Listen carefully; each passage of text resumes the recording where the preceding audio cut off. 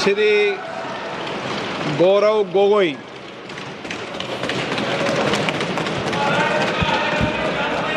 आदरणीय अध्यक्ष महोदय, पहले तो मैं आपका संरक्षण चाहता हूं। जब आदरणीय मंत्री महोदय बोल रहे थे, आपने विपक्ष से किसी को भी पॉइंट ऑफ ऑर्डर उठाने का अवसर नहीं दिया। मंत्री महोदय बिना किसी पॉइंट ऑफ ऑर्डर के बिना उन्होंने अपनी बात रखी।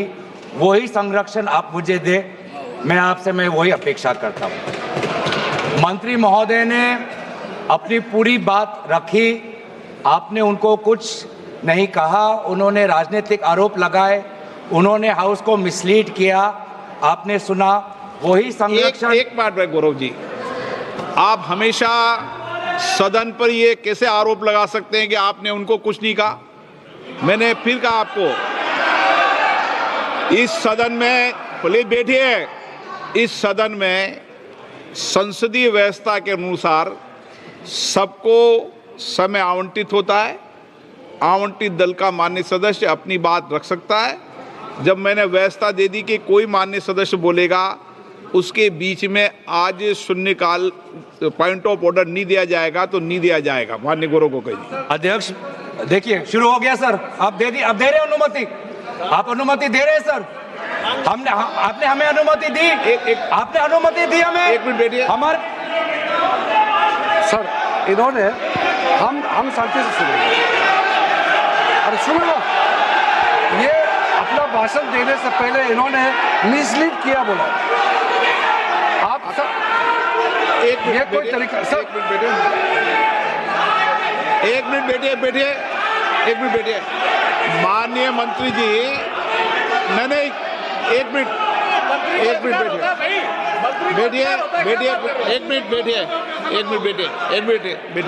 बैठिए। ठीक है, बैठिए। मैंने माननीय मंत्री जी को आपके भाषण के टोकने के लिए अलाउ नहीं किया है। वह आपने तो भाषण शुरू नहीं किया था।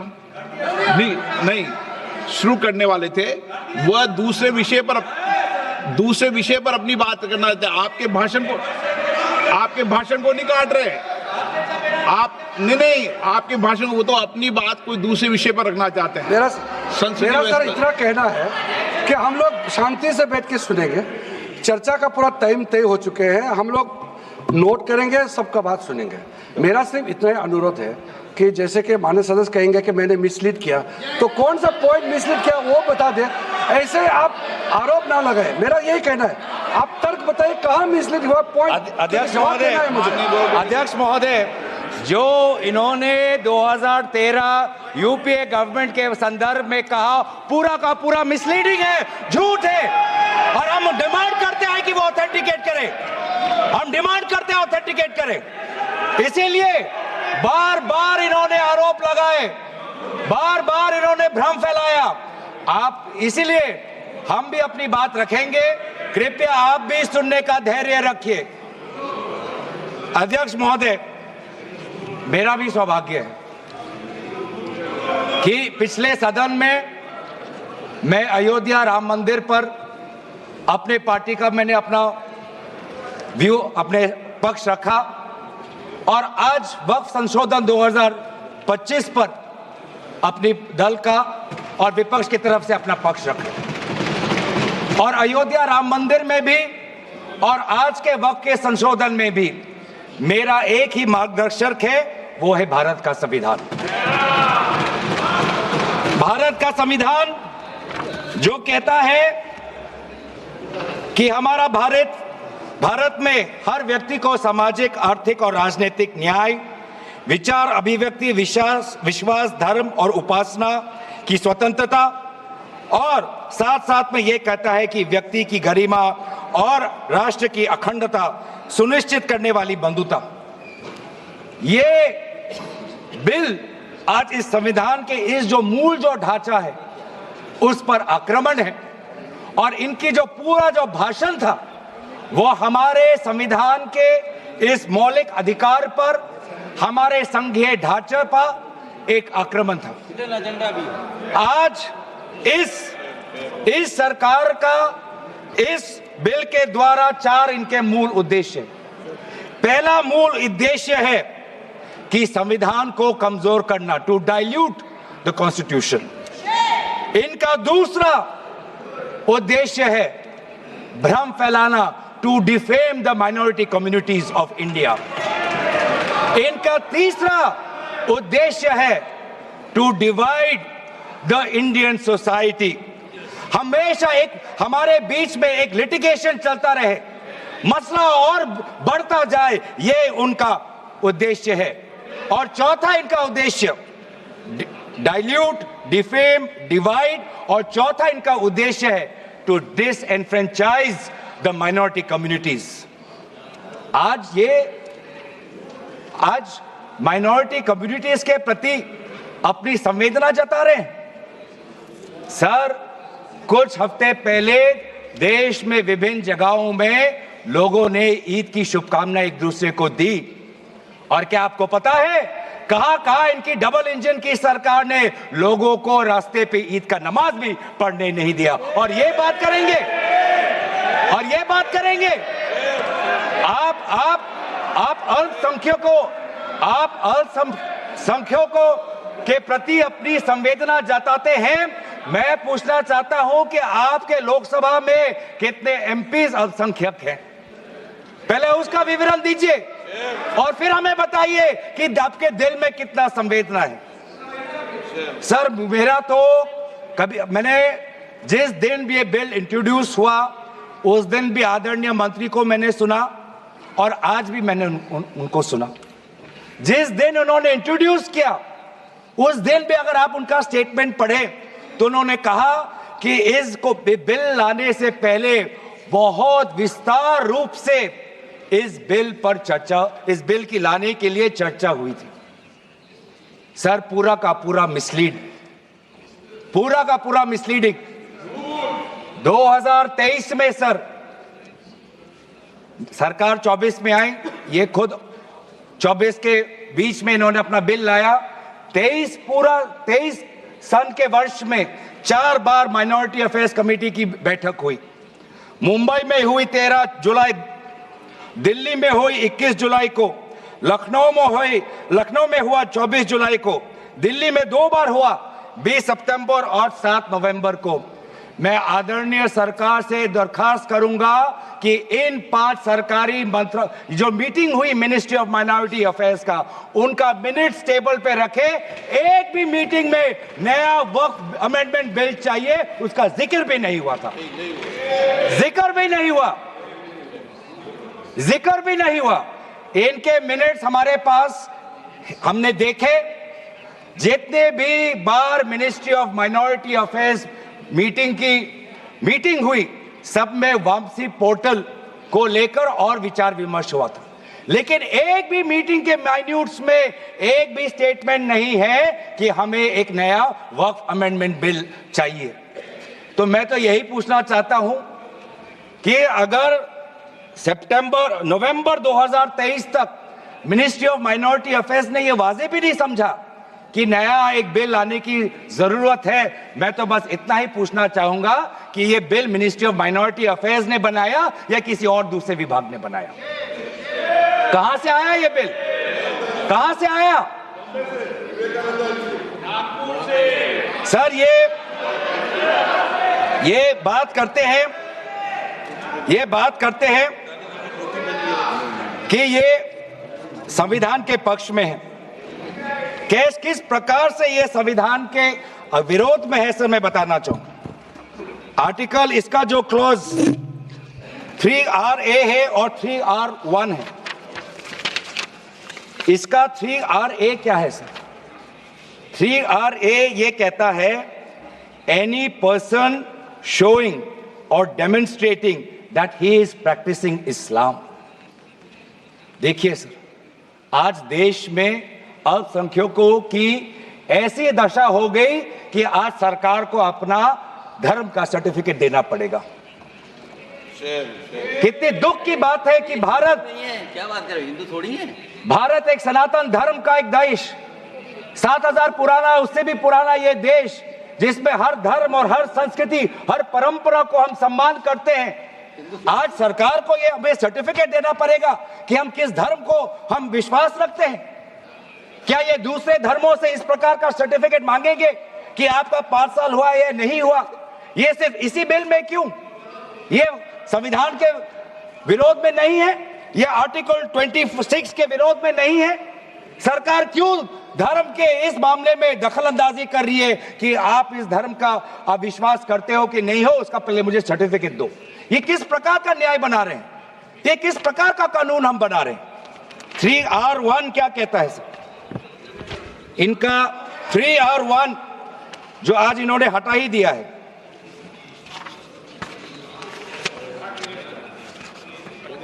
3R1 कहता है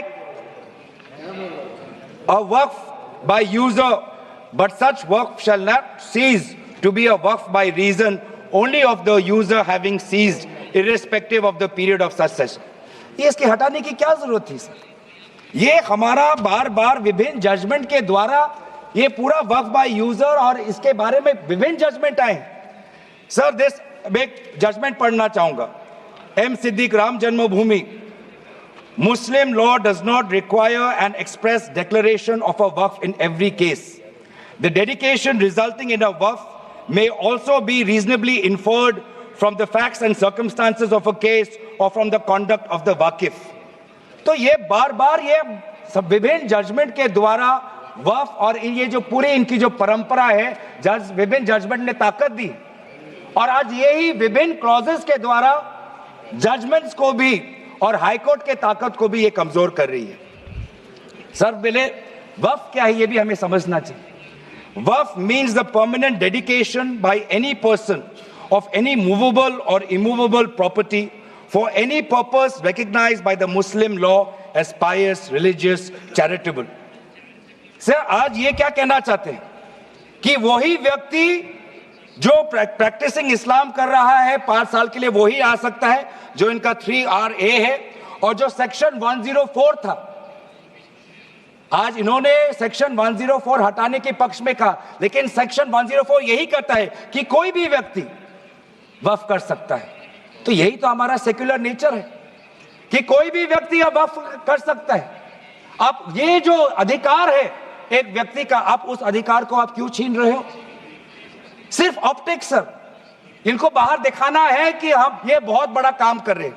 क्या इन्होंने कहा कि क्लॉज 9C में ये कहते हैं कि 2 महिला को हम ये इंक्लूजन कर रहे हैं? ये पहले भी था सर। अगर आप 1995 एक्ट पढ़े तो ये पहले भी था, उसमें ये भी था कि 2 से ज्यादा सदस्य महिला हो सकती थी। इन्होंने तो 2 पे ही कैप कर दिया। ये पहले से ही था, ये सिर्फ दिखावा। और इनका 3R4 में जो ये विशेष रूप से विडो, डिवोर्स वुमन और ऑर्फन की बात करते हैं, ये पहले भी था सर। ये पहले भी जो 3R है जिसमें वेलफेयर की उल्लेख है, उस वेलफेयर एंड अदर पर्पसेस में window, divorce woman and orphan पहले से ही उसमें समा जाता है। लेकिन इनको भ्रम फैलाना है, इनको भ्रम फैलाना है कि वर्तमान का जो एक्ट है वो महिलाओं के खिलाफ है। इनको भ्रम फैलाना है कि वर्तमान में महिलाओं को कोई भूमिका नहीं मिलती, ये इनका काम है। लेकिन कानून में सर पहले से ही ये सारे प्रावधान है, वो चाहे किसी विधवा का संरक्षण हो या महिलाओं को और समर्थन देना हो। सर रिफॉर्म की बात करते हैं सर, इनका क्लॉज 33 में जो रेवेन्यू आना चाहिए वो रेवेन्यू उन्होंने घटा दिया। पहले 7% का एक रेवेन्यू फॉर वक्फ बोर्ड आता था, आज इन्होंने 5% कर दिया, गिरा दिया। क्यों गिराया? क्या आप नहीं चाहते कि वक्फ बोर्ड और अच्छी तरीके से चले?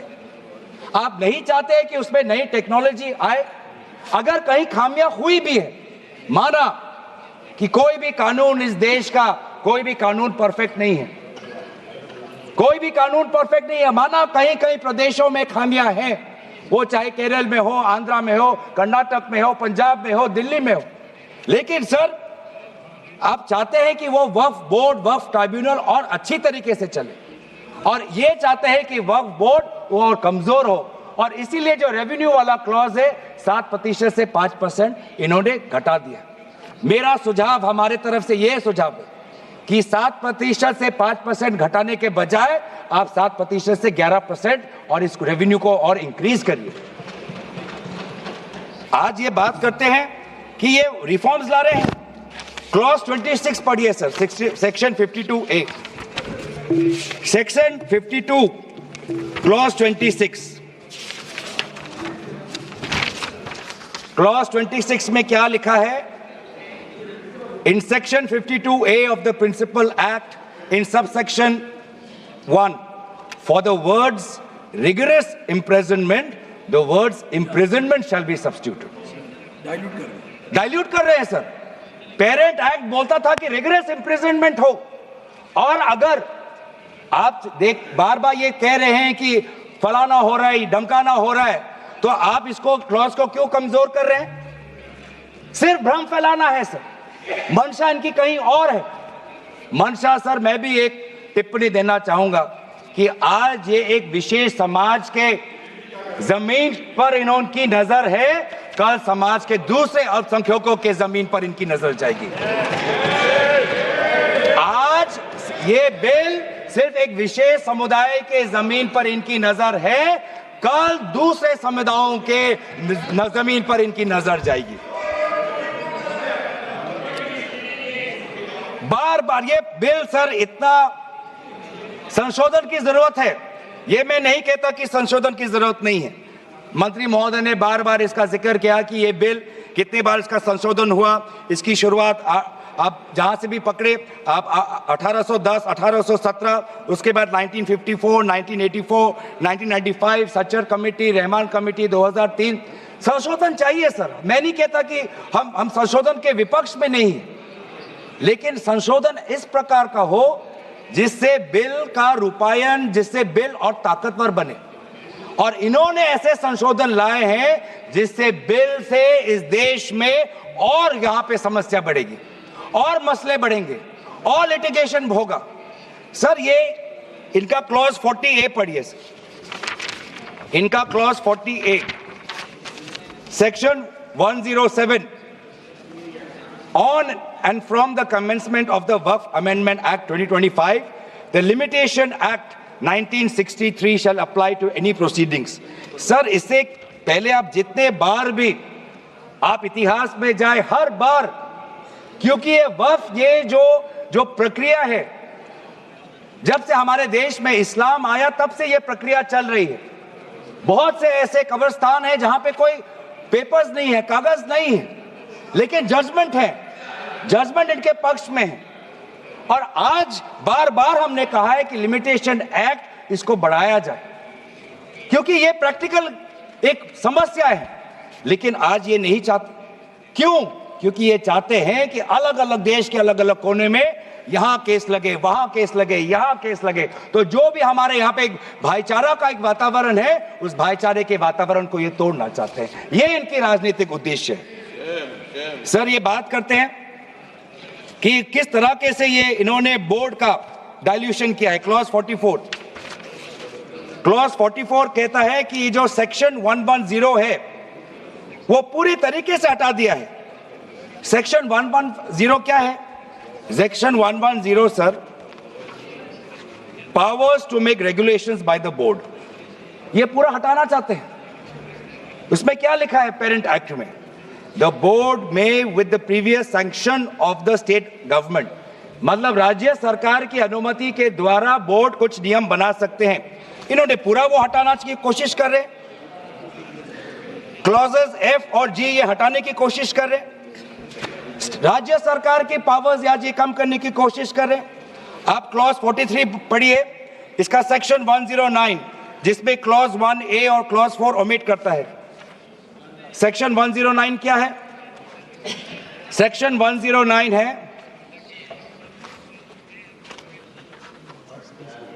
Power to make rules, the power of the state government to make rules.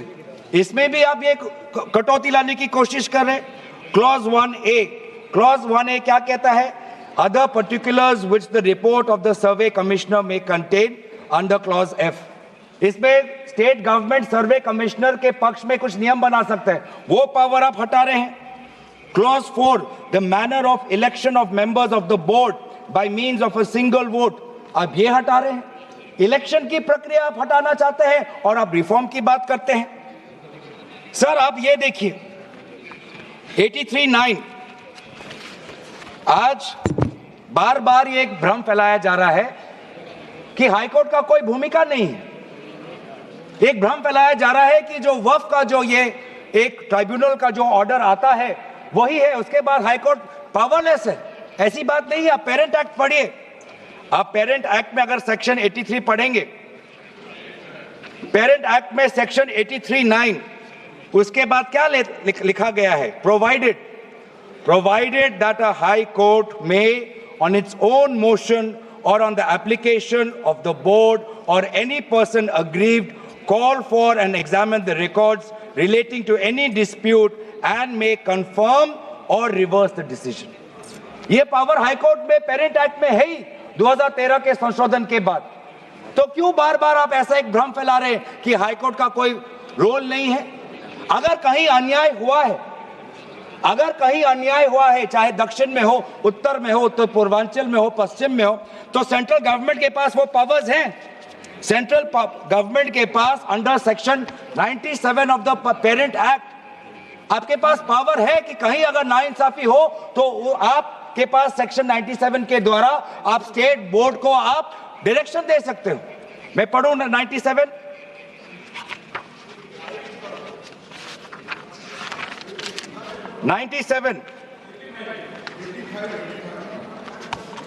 Directions 96 for the power of the central government to regulate secular activities of OCF. Powers 97 directions by state government subject to any directions issued by the central government under section 96. The state government from time to time give to the board such general or specific directions as the state government thinks fit. मैं जानना चाहूंगा, आपके बहुत जगह आपकी double engine की सरकार है, बहुत जगह आपकी डबल इंजन की सरकार है, कहीं कहीं आपकी सहयोगी दल की भी सरकार है। आपने पिछले 10 साल में कितने बार इस सेक्शन 97 का आपने इसका इस्तेमाल किया? कहीं भी आप अगर नाइंसाफी हुआ तो कितने बार आपने सेक्शन 97 का आपने इस्तेमाल किया? उसका बोलिए, फिर जाके बोलिए कि ये जो पेरेंट एक्ट है ये कमजोर एक्ट है। पूरी ताकत दी हुई है। अगर कहीं गलती हुई है, कहीं सुधारना है, हमारी संवेदना है, वो चाहे केरला में मवम की बात हो, संवेदना है हमारी, पर आपके पास भी वो ताकत है। आपने कितने बार इस ताकत को आजमाया? सर आज आप देखिए कितनी दुख की बात है। सेक्शन 64 क्लॉज 29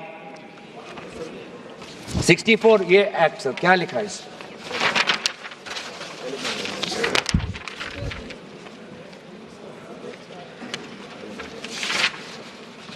इसमें क्या लिखा है? न्यू एक्ट में section clause number 29L, clause number 29L में लिखा है कि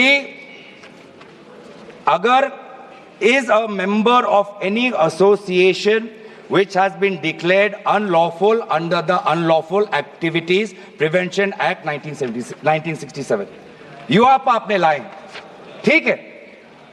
आप कहीं रिग्रेस प्रेजेंटमेंट को उसको सिंप्लीफाई करके प्रेजेंटमेंट लाना चाहते हैं और कहीं आप यूआपा का संशोधन लाना चाहते हैं। आपका हक है।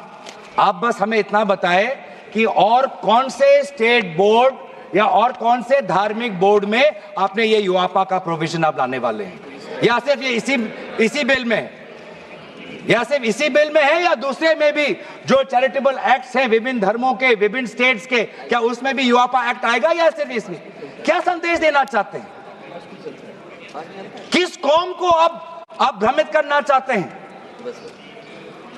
बार बार उस कौम को जिसने भारत की स्वतंत्रता की लड़ाई लड़ी है, उस कौम को जिसने 1857 में उन्होंने मंगल पांडे के साथ उन्होंने अपनी शहादत दी, आप उस कौम पर आप दाग लगाना चाहते हैं जिसमें लगभग 2 लाख उलेमा शहीद हुए, आप उस कौम पर दाग लगाना चाहते हैं।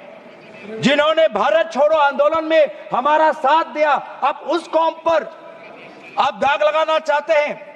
जिन्होंने 6 अप्रैल 1930 में दांडी मार्च का सपोर्ट किया, अब उस कौम पर आप दाग लगाना चाहते हैं। जिन्होंने 1926 में ब्रिटिश के डिवाइड एंड रूल को खंडन किया, अब उस कौम पर आप दाग लगाना चाहते हैं। जिन्होंने मौलाना हुसैन अहमद मदानी ने 1924 में कंप्लीट इंडिपेंडेंस की मांग की,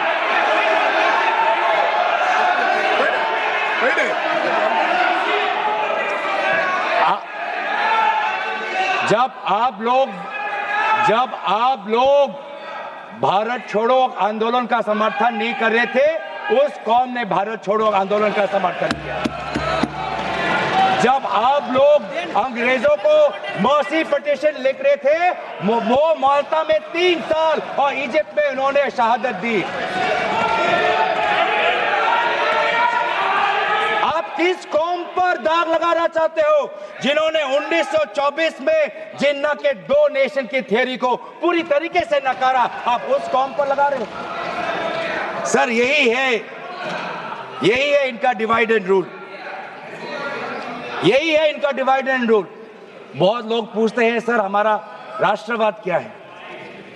सर हमारा राष्ट्रवाद, nationalism for us is being United in our shared love for our Bharat Mata and the mutual respect for her culture, language, dress, food and religion. It is the love for our national flag, the Tiringa, जिसकी सम्मान आपने नहीं की थी. It is the sacrifice of the Indian freedom movement, जिसमें आपने भाग नहीं लिया. It is our thirst for knowledge, to seek excellence with limited resources, to be creative, to have the courage, to acknowledge the injustice of the past and have the wisdom to build new bridges. ये है हमारा राष्ट्रवाद और ये राष्ट्रवाद आज हमारे संविधान में उल्लेखित है। तो सर बार बार ये सरकार कहती है ये माइनॉरिटीज के पक्ष में है, लेकिन जब अमेरिका से माइनॉरिटी कमीशन का रिपोर्ट आता है कि माइनॉरिटीज के साथ नाइंसाफी होती है तो इनको दुख होता है। जब यूएस का रिलीजियस कमीशन का रिपोर्ट आता है तब इनको दुख होता है। सर बार बार ये जो ऑप्टिक्स की बात कर रहे हैं, ये क्लॉज 42 सेक्शन 108A इन्होंने डिलीट कर दिया है। ये कहते हैं कि कैसे ओवरराइडिंग प्रिंसिपल कैसे आ सकता है? मंत्री महोदय को ओवरराइडिंग प्रिंसिपल से आपत्ति है। पहले सबके लिए सेक्शन 108 क्या है सर पढ़ लेते हैं, आपके लिए भी है, हम तो जेपीसी में थे।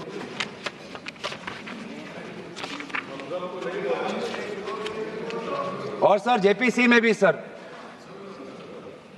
दुख की बात करनी पड़ेगी सर कि जेपीसी में ये कहते हैं कि सबका इन्होंने राय सुना, लेकिन आपको भी पता है विपक्ष के द्वारा एक भी संशोधन को इन्होंने स्वीकार नहीं किया। ये किस प्रकार का? हमने भी बहुत से जेपीसी देखे हैं सर, ऐसा जेपीसी नहीं देखा जहां पर क्लॉज बाय क्लॉज डिस्कशन भी नहीं हुआ सर, पूरी तरीके से वोटिंग हो गई। एक मिनट माननीय सदस्य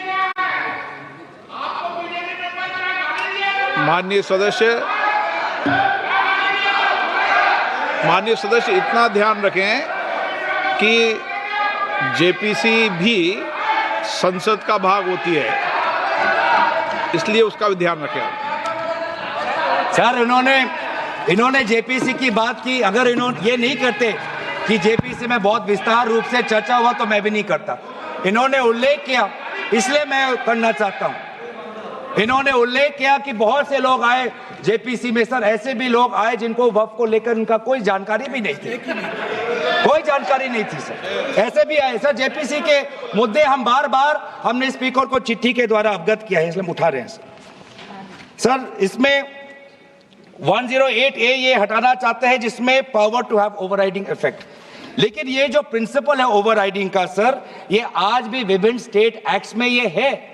तेलंगाना के एक्ट में आज भी ओवरराइडिंग प्रिंसिपल है, तमिलनाडु के एक्ट में आज भी ये ओवरराइडिंग प्रिंसिपल है, आज भी आरटीआई एक्ट में इंफॉर्मेशन टेक्नोलॉजी एक्ट में 2000 में नालसा जैसे यूनिवर्सिटी में ये ओवरराइडिंग प्रिंसिपल है।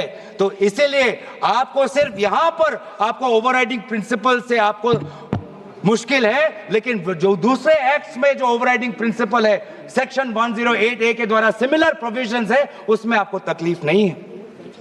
सर मैं भी अपने जैसे इन्होंने हमारे कुछ दोस्तों को सलाह दी, मैं भी इनके कुछ दोस्तों को सलाह देना चाहता हूं। सर क्लॉज 40A सेक्शन 107 जो लिमिटेशन एक्ट जो हटाया गया है, सर आंध्र प्रदेश के एक्ट में ये लिमिटेशन एक्ट ऐसा ही एक लॉ है जैसे पेरेंट एक्ट में है।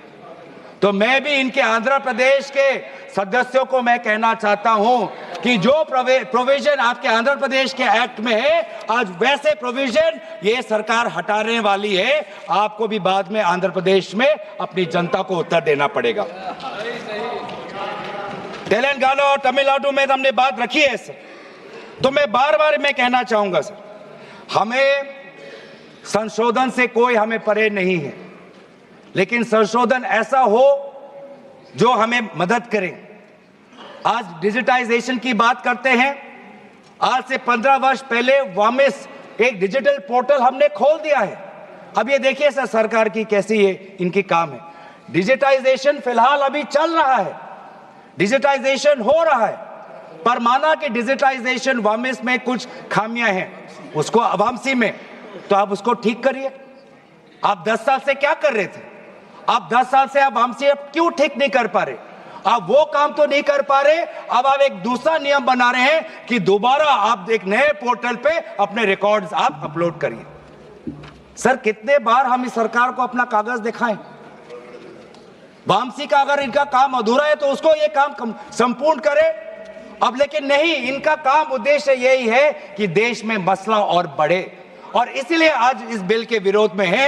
ये बिल हमारे देश की अखंडता, ये बिल हमारे संवैधानिक मूल्य, ये देश हमारे अल्पसंख्यकों की सम्मान, ये देश हमारे अमन शांति और सदन और जेपीसी में जिस प्रकार से विचार होना चाहिए था उस सब के विरोध में है। और इसीलिए आज पूरा इंडिया अलायंस आज इस बिल के विपक्ष में खड़ा हुआ है। और यही बात कहते हुए मैं अपनी वाणी को समाप्त देता हूं। धन्यवाद, शुक्रिया।